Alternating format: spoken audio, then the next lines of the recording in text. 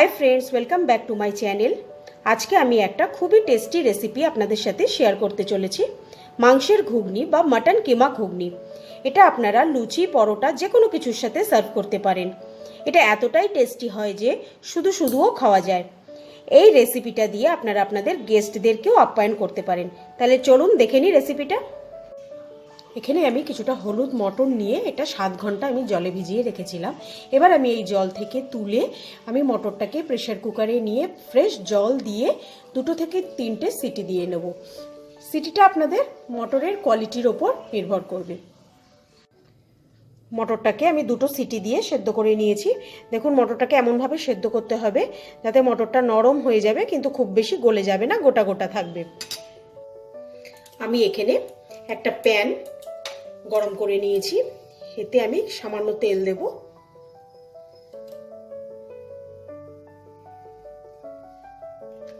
তেলটাকে ভালো করে গরম করে নেব। তেলটা খুব ভালো করে আমার গরম হয়ে গেছে। এবার আমি এতে 2টো মিডিয়াম সাইজের আলু এরকম ডুমো ডুমো করে কেটে নিয়েছি। ওই আলুটাকে ভেজে নেব।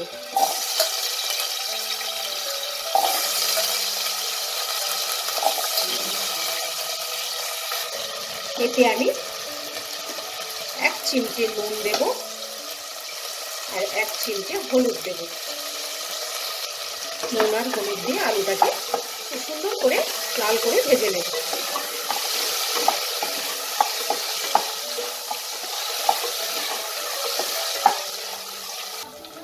আলুটা আমার ফ্রাই হয়ে গেছে। এবার আমি এটাকে তুলে নেব।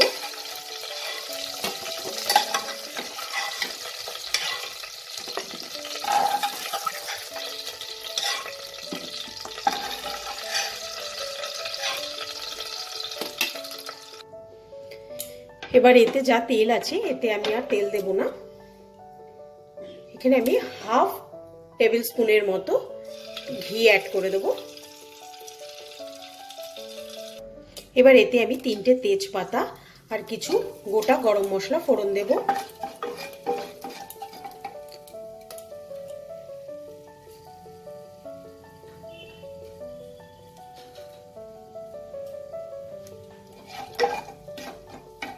গরম মশলাটা থেকে যখন ভাজা ভাজা গন্ধ বেরিয়ে যাবে আমি এখানে হাফ টিস্পুনের মতো জিরে দেব।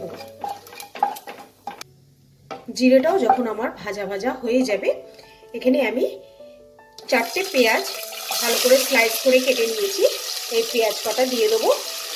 এখানে আমি মিডিয়াম সাইজের পেঁয়াজ নিয়েছি। পেঁয়াজটাকে হালকা ব্রাউন করে এটা ভেজে নেব আমি। দেখুন পেঁয়াজটা আমার ব্রাউন কালার হয়ে গেছে। এখন এতে আমি 1 টেবিল স্পুনের মতো রসুন বাটা অ্যাড করলাম। এবার এই রসুনটাকে হালকা একটু 1 মিনিটের মতো একটু ফ্রাই করে নেব যাতে রসুনের কাঁচা স্মেলটা চলে যায়।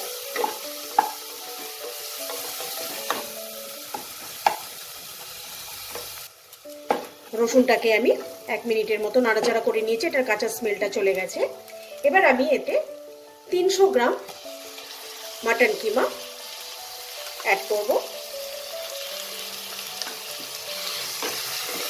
এবার এটাকেও আমি কয়েক মিনিট একটু ফ্রাই করব যতক্ষণ না কিমার কালারটা চেঞ্জ হয়ে যাচ্ছে।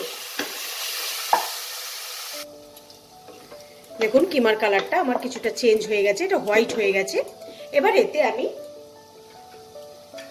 1 টেবিল স্পুন আদা বাটা দেব আর 1 টেবিল স্পুনের মতো কাঁচা লঙ্কা বাটা দেব।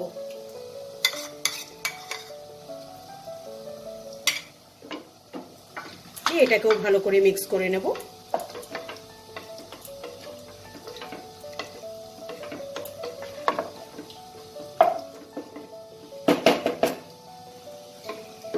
মিক্স করার পর এবার আমি মাটন কিমাটাকে ঢেকে কিছুক্ষণ কুক করব যাতে কিমাটা নরম হয়ে যায়।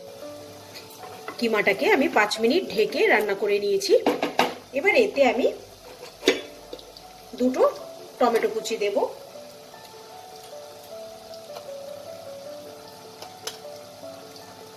পরিমাণ মতো হলুদ দেব হাফ টিস্পুনের মতো ধনে গুঁড়ো, হাফ টিস্পুন জিরে গুঁড়ো আর 1/4 টিস্পুন লাল লঙ্কা গুঁড়ো।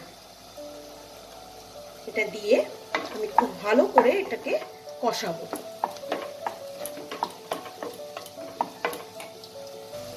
এই কষানোর সময় আমি ভেজে রাখা আলুগুলোকেও অ্যাড করে দেবো।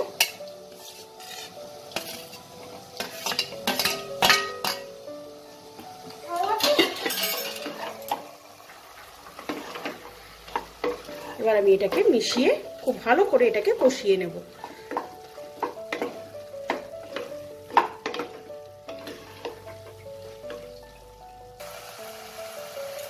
এটাকে আমি 5 মিনিট ধরে খুব ভালো করে কষিয়ে নিয়েছি।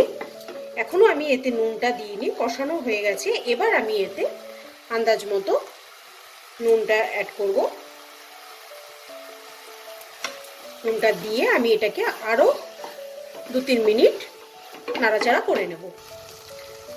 দেখুন সাইড থেকে তেলটা আমার আলাদা হয়ে এসছে, তার মানে এটা খুব সুন্দর করে কষানো হয়ে গেছে। এবার আমি এতে সেদ্ধ করে রাখা মটরটা দিয়ে দেবো।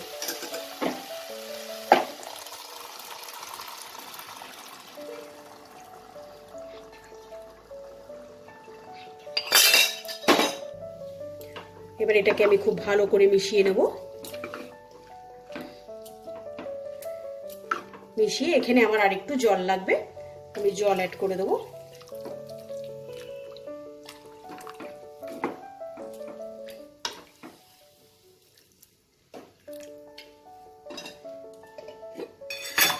এবার এটাকে ঢেকে আমি 10 মিনিট এইভাবে রান্না করব।